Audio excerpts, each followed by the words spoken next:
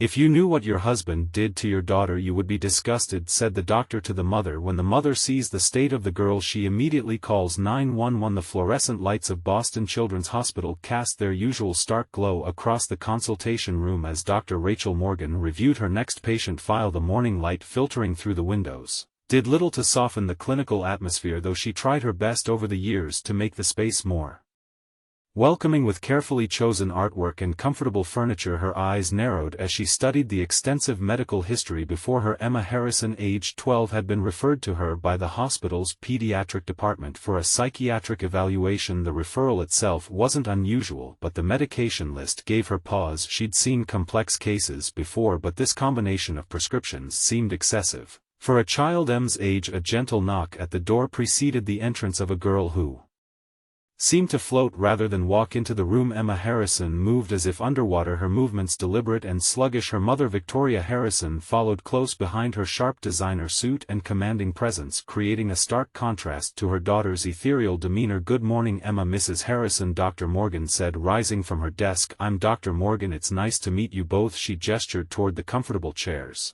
she'd arranged in a small semicircle deliberately positioned away from the more intimidating desk setup. Emma sank into one of the chairs, her honey blonde hair falling forward to partially shield her face. Victoria took the seat beside her daughter, her posture perfect, BlackBerry already in hand. "I apologize in advance if I need to take any calls," she said, her tone clipped and professional. "We in the middle of a major merger and I'm leading the legal team." Dr. Morgan nodded, keeping her expression neutral even as she noted the dynamic unfolding before her. "Of course.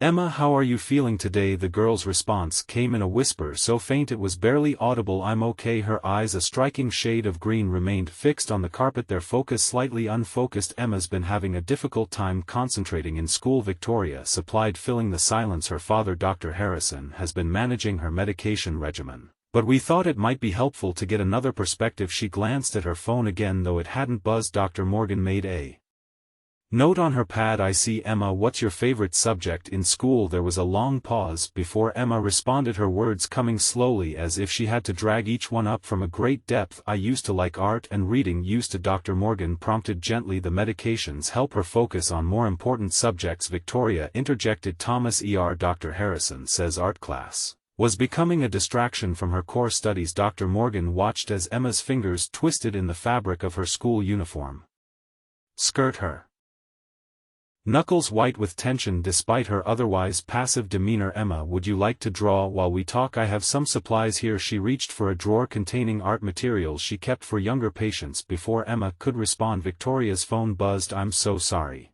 I have to take this," she said, standing quickly. "Emma, sweetheart, I'll be right outside." She strode to the door, already speaking in low, urgent tones to someone about contract terms. In the sudden quiet of the room, Dr. Morgan observed as Emma's shoulders relaxed slightly, though her movements remained lethargic, as she accepted the offered sketchbook and colored pencils. "Your father is Dr. Tom Harrison at the pediatric clinic, isn't he?" Dr. Morgan asked casually, watching as Emma began to draw with painstaking slowness. Emma nodded without looking up. "He takes care of lots of kids. He knows what's best for me." The words sounded rehearsed, delivered in that same whispery voice. Dr. Morgan glanced again at the medication list in the file, her concern deepening. The combination of anti-anxiety medications, mood stabilizers, and attention deficit disorder treatments seemed calculated to produce exactly this effect. "A compliant, subdued child." "What are you drawing, Emma?" she asked, leaning forward slightly to see the paper. Emma's hand moved in slow, deliberate strokes across the page. "A bird in a cage." The image, taking shape, was surprisingly detailed despite her sluggish movements.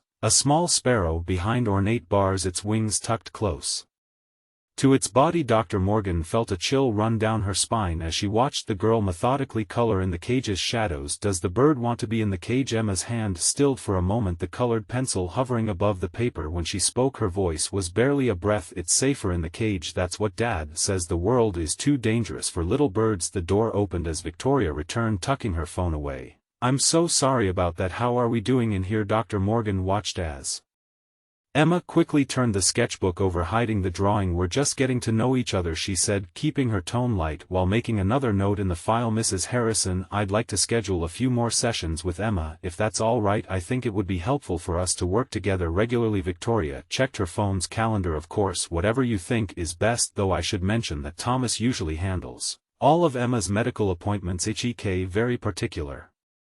About coordinating her care I understand Dr. Morgan said carefully, but as the referring physician he clearly values an independent assessment. I'll be sure to keep him updated on Emma's progress. As she watched mother and daughter leave Victoria already back on her phone, Emma drifting like a ghost beside her, Dr. Morgan picked up the discarded sketchbook, The Bird in the